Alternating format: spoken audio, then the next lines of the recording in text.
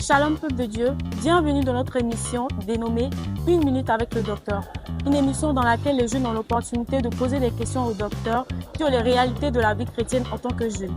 Nous avons l'immense honneur aujourd'hui de recevoir avec nous l'évêque général Jean-Kimempo Fankone.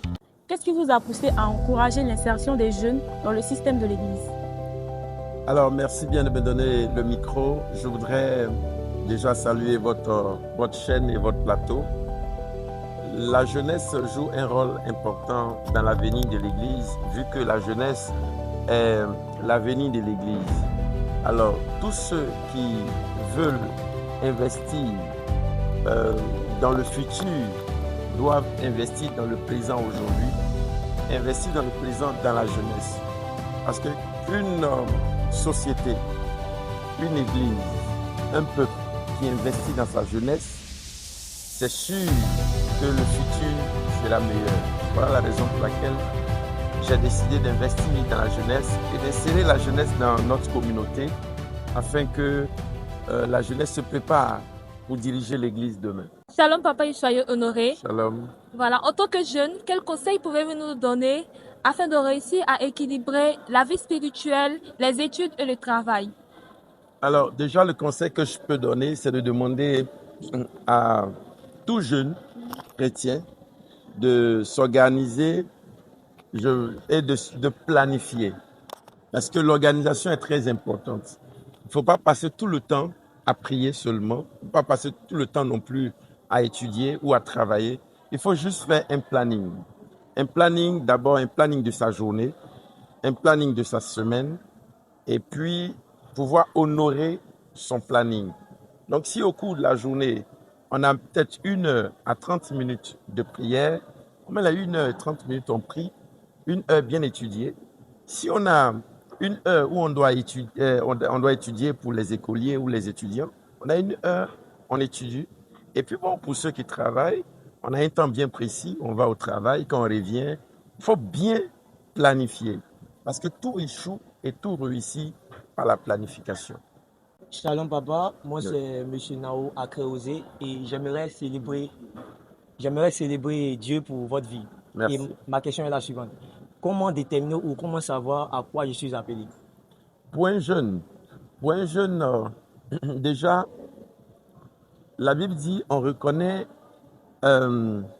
l'avenir d'un enfant par les pas qu'il pose dès le bas âge. Donc, un jeune peut connaître qui il va devenir demain à partir des pas qu'il pose. Déjà, vous allez voir que quand on est jeune, on a ce qu'on appelle des tendances. On a des envies qui ne sont pas forcément de Dieu. Ça peut être charnel comme ça peut être spirituel. Mais il faut réussir à canaliser cela. À partir déjà des songes, à partir déjà des convictions qu'on a internes, à partir déjà des aptitudes qu'on a en tant que jeune, en grandissant, on peut déjà déceler ce à quoi nous sommes appelés. Mais généralement, ce sont les personnes qui sont un peu beaucoup plus âgées que nous quand on est jeune, qui peuvent déceler de loin qui nous allons devenir. Donc, pour un jeune qui veut découvrir qui va devenir, d'abord, la première des choses, c'est d'interroger d'abord les anciens, interroger les grands, leur demander des conseils. La deuxième des choses, c'est de demander au Saint-Esprit, qu'est-ce que je vais devenir? Et puis la troisième des choses, c'est de s'observer soi-même, c'est d'observer des aptitudes qu'on a qui sont innées. On a souvent des aptitudes qui n'ont rien à voir avec les études qu'on a faites, qui n'ont rien à voir avec la responsabilité qu'on a à l'église, mais qui sont des aptitudes innées en nous. Chaque jour, chaque soir, chaque matin, on sent qu'on a une certaine faculté, on a une certaine aisance à poser certains actes. En ce moment-là, on sait que c'est dans cette direction que Dieu veut qu'on puisse se perfectionner. Donc, en tant que jeune, c'est facile à découvrir ce à quoi nous sommes appelés. Mais souvent, il est difficile de déceler exactement ce à quoi nous sommes appelés parce qu'un jeune qui se développe, pendant qu'il croit, tout se développe en lui. Son intelligence, sa connaissance, ses hormones, physiquement, tu sens que... Donc, en se développant, en évoluant, on peut avoir des aptitudes quand on a entre 10 et 15 ans. Et puis réussir à développer d'autres aptitudes quand on a 15 ans et 20 ans. Réussir encore à développer d'autres aptitudes et se sentir mieux à l'aise dans d'autres domaines quand on a entre 20 et 25 ans. Donc, je dirais pour conclure sur la question qui a été posée, en tant que jeune, pour découvrir son appel, il faut 1. Interroger les anciens, 2. Interroger le Saint-Esprit, et puis 3. Observer soi-même ses aptitudes et puis pouvoir se laisser conduire. Shalom papa, soyez honoré. Moi c'est Dao Akadjo sous Juliette. Papa, en tant que jeune, quelle est la meilleure méthode pour assumer sa foi dans son entourage et en face de ses amis? Alors, merci pour cette question. C'est une question très pertinente. En tant que jeune, il est important d'assumer sa foi. Et la question, c'est comment assumer sa foi? Alors, je pense que c'est d'abord de proclamer Jésus haut et fort partout où on se trouve. La Bible dit, celui qui a honte de moi, moi aussi j'aurai honte de lui auprès de mon Père. Ça, c'est ce que Jésus dit. Alors, ressuscité d'entre les morts, il est assis à la droite de Dieu le Père et il intercède pour nous. Donc, ça veut dire qu'il rend témoignage pour nous auprès de Dieu. Alors, si on a honte de dire que nous, on a accepté Jésus comme notre Seigneur et notre Sauveur personnel, en ce moment, lui aussi, il aura honte de nous. Donc, la première des choses pour assumer sa foi, c'est d'abord de dire à son entourage qu'on a accepté Jésus, qu'on marche avec Jésus, qu'on vit avec Jésus. J'étais confronté à cela quand j'avais donné ma vie au Seigneur, tout jeune, et il était question d'attraper la Bible en main et d'aller à l'église. Alors, il y avait certains de nos amis qui mettaient la Bible dans le sac à dos et qui mettaient le sac à dos. Il y en a même qui mettaient la Bible dans le sachet. Et moi, je l'ai fait une fois, j'ai mis ma Bible dans le sac à dos. Le Saint-Esprit m'a repris pour la première fois. La deuxième fois, j'ai mis mon sac à dos et j'ai enlevé la Bible et j'ai attrapé la Bible en main. Et je commençais à marcher la distance qui était entre chez moi à l'église pour qu'on sache que je vais à l'église, pour qu'on sache que je suis devenu chrétien. Ça, c'est la première des choses. Il faut d'abord proclamer Christ et ne pas avoir honte de Christ. Si on sait adorer, on sait chanter, il faut chanter. Si on peut rendre témoignage de Christ à nos amis, lorsque nous sommes en classe pour les élèves et étudiants, lorsque nous sommes au service pour ceux qui sont déjà en service, ou lorsque nous sommes en famille, il faut rendre témoignage, il faut proclamer Christ. Partout on se retrouve. Même rendre témoignage avec ses amis, parce que tel que la société se compose, on peut avoir des amis de classe qui ne sont pas forcément chrétiens. On peut être dans un service où tout le personnel ne connaît pas forcément Christ. Alors, au milieu d'eux, pour affirmer sa foi, c'est d'avoir des écriteaux. Par exemple, j'aime Jésus, j'ai donné ma vie à Jésus, formuler les prières, et entre midi et 2, même c'est des petites prières de 2 minutes, de 3 minutes, être sérieux avec Christ. Et je pense que cela déjà montrera qu'on affirme sa foi et cela va nous permettre de marcher sur les serpents, sur les scorpions. Parce que quand on porte les chaussures que donne les aides de l'évangile, donc quand on annonce l'évangile, on marche sur les serpents et sur les scorpions. Donc vous allez voir que toute personne qui réussit à témoigner à un ami, à une amie que Jésus est ressuscité d'entre les morts, ou à rendre son témoignage personnel de ce que Christ a fait pour elle, lorsque cette personne rend témoignage, elle a une certaine assurance, elle a une certaine quiétude. Et partout où elle part, elle marche comme un jeune lion, comme une jeune lionne, ayant l'assurance de ce qu'elle dit et de ce qu'elle fait.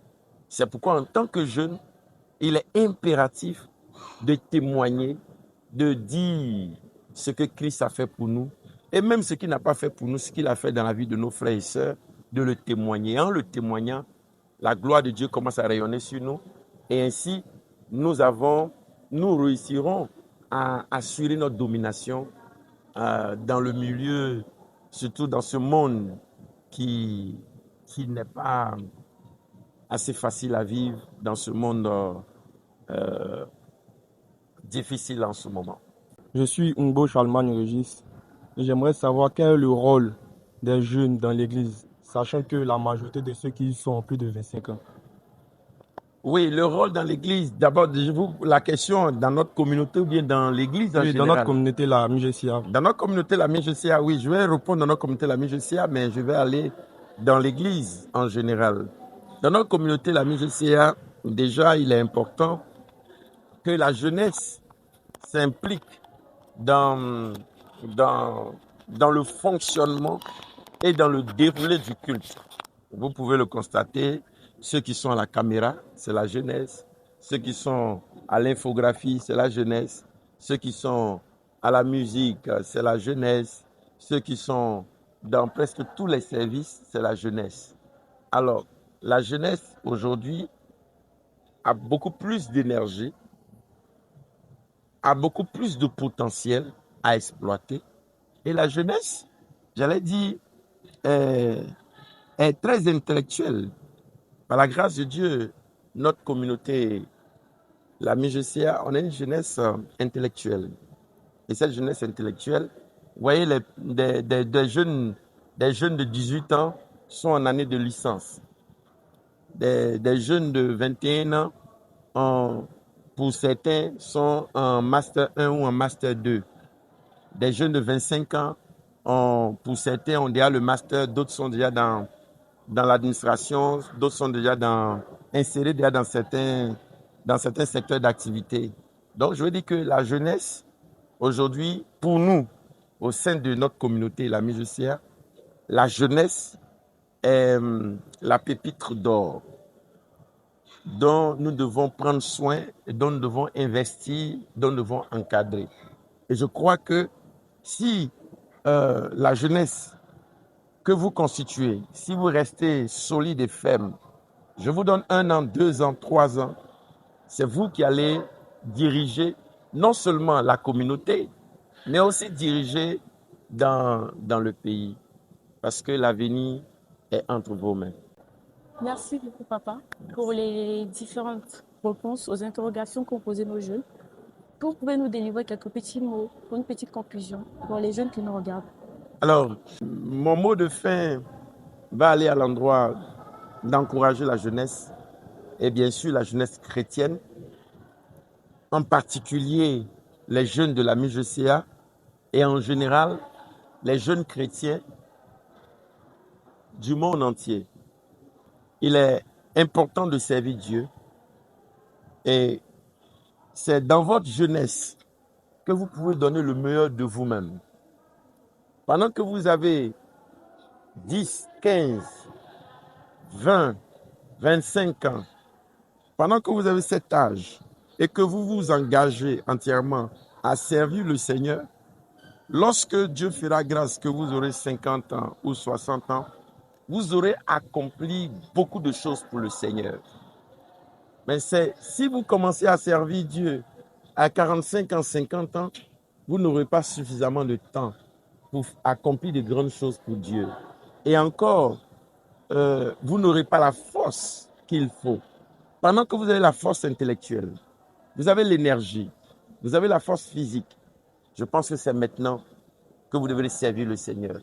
Et quand vous serez en train de servir le Seigneur, c'est en ce moment que Dieu va vous bénir. Parce que la Bible dit, c'est l'œuvre de l'Éternel ton Dieu qui te bénira. Donc en servant Dieu, Dieu vous bénit. Il prend le soin de vous protéger. Il prend le soin de vous approvisionner. Il prend le soin d'ouvrir des portes à tous les niveaux que ce soit pour vous parce que vous êtes en train de servir Dieu. Et Dieu ne permet jamais que ceux qui le servent restent dans l'humiliation. Je termine par un verset biblique où David a dit « J'étais jeune et j'ai vieilli. Je n'ai pas vu le juste abandonné, ni sa postérité mendiant son pain. » Donc, il était jeune, il a commencé jeune dans la maison de Dieu. Il a vieilli. Et il y a une chose qu'il a observée, c'est qu'il n'a pas vu le juste abandonné, ni sa postérité mendiant son pain. Ça veut dire que Dieu met cette jeunesse, ou bien ce jeune qui se met à la disposition de Dieu, qui se met à servir Dieu depuis son jeune âge. Non seulement il vieillit, il a une longévité. Deuxièmement, il prospère. il est à l'abri de tout ce qui est mendicité. Il y a une réussite qui s'attache à lui parce qu'il a consacré sa vie dès le bas âge. Voilà, pour terminer, soyez encouragés et continuez, surtout principalement vous les jeunes de la MIGCA. Je compte sur vous, nous comptons sur vous. Et je sais qu'ensemble, nous réussirons à bâtir notre communauté et notre communauté va devenir encore plus grande, elle va plus se développer à partir de vous. Que le Seigneur vous bénisse. Merci beaucoup, papa, ainsi que merci à tous nos jeunes gens qui ont participé à cette interview. Je peux conclure en disant que nous espérons que toutes les réponses qui ont été données ici pourront vous aider, seront comme pour vous des rameaux indicateurs qui pourront vous accompagner chaque jour dans votre marche, qui pourront amplifier votre foi. En tant que jeunes, comme vient de dire papa, nous sommes des piliers sur lesquels doit s'appuyer l'Église. On vous verra bientôt pour notre émission de 1 minute avec le docteur. Nous vous remercions. J'étais malade, tu m'as guéri.